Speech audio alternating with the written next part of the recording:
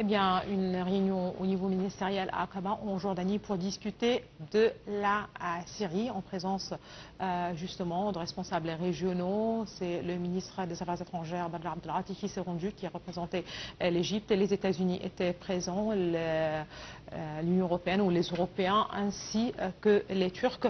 Donc, qu'est-ce qui a été justement abordé et quelles solutions ont été peut-être évoquées.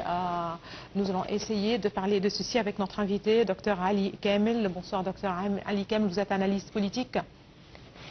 Bonsoir à vous. Bonsoir, bonsoir madame. Ravi de vous avoir parmi nous en ligne, en direct, pour parler de la question syrienne et plus précisément de cette réunion de Aqaba, une réunion qui s'est tenue hier en Jordanie en présence des États-Unis, de l'Union européenne ou des Européens ainsi que des Turcs. C'est le chef de la diplomatie, Badr Abdelghati, qui représentait l'Égypte. Une intense activité de la diplomatie égyptienne puisque 2 jours avant, Badr Abdelghati était en Chine pour discuter de la même question, des préoccupations, si vous le voulez bien, de l'Égypte et vis-à-vis des questions régionales. Hier, à Aqaba, on a parlé surtout de la Syrie. Quels sont les points les plus importants, selon vous, qui ont été évoqués? Oui, effectivement, le chef de la diplomatie égyptienne en Jordanie pour faire en sorte qu'à l'Aqaba, oui, pour une transition, pour former un gouvernement transitoire en Syrie, et on arrête les frappes israéliennes et maintenir l'unité de la Syrie. Et donc l'envoyé spécial, M. Geir Pedersen, de l'ONU, il était présent et œuvrait pour éviter l'effondrement de l'institution syrienne. Également, je crois que le secrétaire d'État Anthony Blinken aux États-Unis œuvre en même temps pour justement faire en sorte qu'on ne divise pas la Syrie, et on dit qu'on protège les minorités. Bon, donc il faut former un prochain gouvernement intérimaire ou qu'il y a un consensus, si vous voulez, un processus, comme vous l'avez bien dit, entre guillemets, inclusif. Surtout qu'après le renversement de Bachar el-Assad, la situation de crise en Syrie mérite effectivement une réunion qui groupe les Turcs, les Arabes, les Américains, les Européens. Et je crois que M. Badr Abdelghati, qui est un ministre des Affaires étrangères, est assez actif. Actuellement, il œuvre pour la paix au Moyen-Orient, et juste l'Égypte a un rôle modérateur. L'Égypte a un rôle modérateur, justement, puisque nous avons des relations étroites avec la Syrie. Vous savez que depuis 1958... Des relations fraternelles déjà. Fraternelles, et on était un seul pays à l'époque le père de Bachar el-Assad. Oui. Non, avant même, Choukri el-Kouatli, c'était à l'époque de Choukri el-Kouatli, il y avait une union entre l'Égypte et la Syrie entre 1958 et après été déchu 1961, si vous vous souvenez bien. Et donc, et puis, la situation de crise en Syrie va inviter sans doute les réfugiés politiques, les réfugiés qui sont dans le pays du monde, de retourner dans leur pays d'origine. Vous savez qu'il y a des Syriens en Égypte, il y a des Syriens en France, il y a des Syriens en Allemagne. La situation politique à l'époque de Bachar el-Assad a tellement mis en crise la Syrie. Alors, d'autre part, la réunion de l'Aqaba, c'est très intéressant puisque l'Aqaba, c'est à la limite entre l'Égypte et la Jordanie, et c'est pas très loin de Amman, et donc c'est stratégique comme une réunion. Et je pense que ça va aboutir à des résultats, et que la situation en Syrie ne se dégrade pas. Parce que, bon, effondrement d'un pays comme la Syrie, c'est une catastrophe.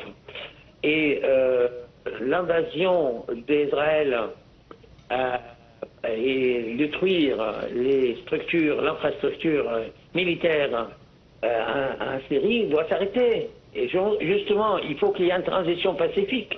Et l'Égypte, M. Abdelati, il œuvre dans ce sens-là avec ses confrères et ses collègues après le processus de renversement de Bachar el-Assad. Et donc, l'armée de l'occupation israélienne n'arrête pas à détruire, si vous voulez, les installations militaires. Et c'est pour ça que cette réunion d'urgence est très très importante pour mettre fin à l'agression de l'armée israélienne et les frappes sans cesse des lieux stratégiques, si vous voulez. Docteur Ali Kamel,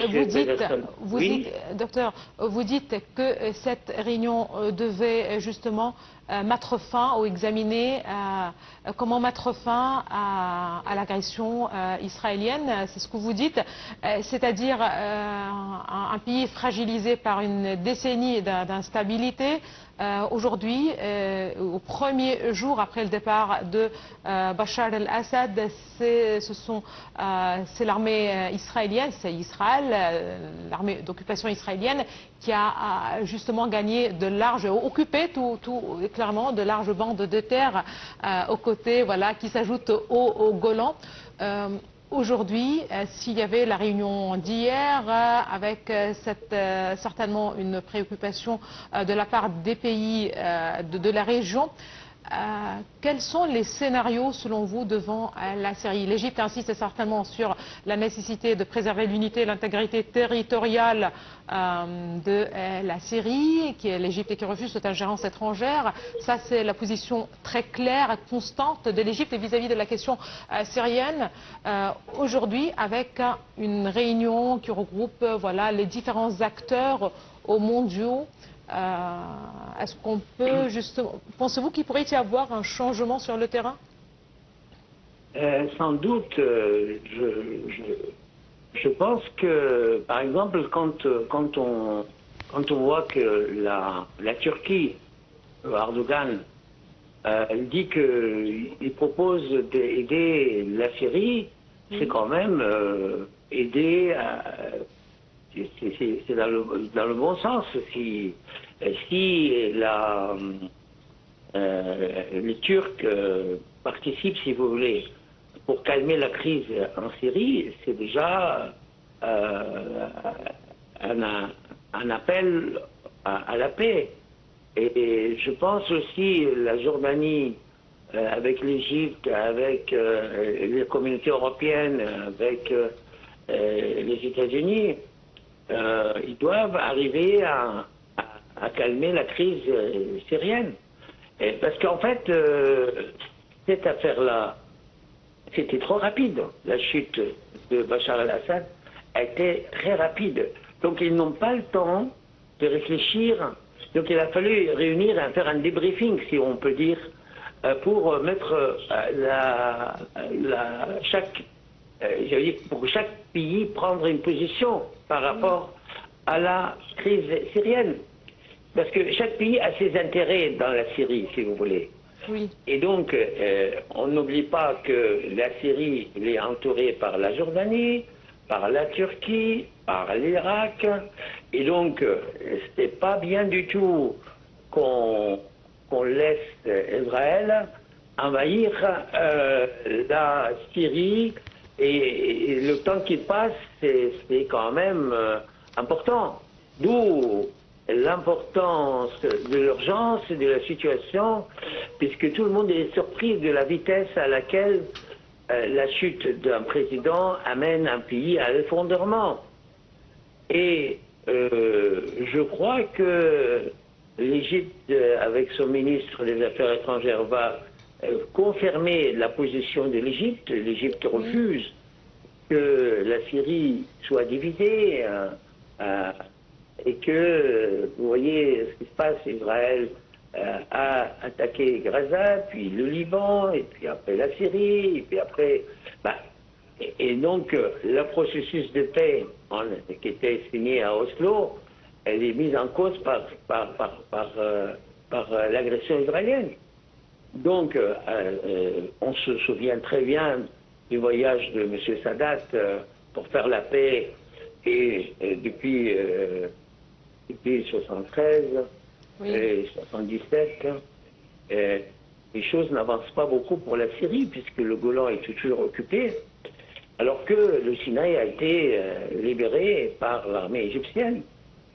Et donc, si vous voulez, l'Égypte a toujours raison de participer dans ces réunions-là, et la Ligue arabe aussi, puisqu'il y a aussi des réunions actuellement en permanence de la Ligue arabe, et je pense que on va dans le bon sens dans la mesure où le processus de paix avec Anwar el-Sadat a été critiqué à l'époque. Oui. Maintenant, on se rend compte que le Sadat a œuvré pour la paix et qu'il était injuste à l'époque de quelques pays de ne pas prendre l'attitude de Sadat en considération.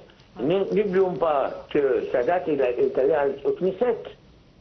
Il a même obtenu le prix Nobel pour ses intentions de paix en Israël. Oui. Mais actuellement, on doit arrêter les massacres et on doit aider les Palestiniens à Gaza sur le plan humanitaire et ne pas transformer la situation en Syrie comme au Gaza. Tout à fait. Merci beaucoup à vous, docteur Ali Kamel. Vous êtes analyste politique. Je vous remercie infiniment de vos précisions.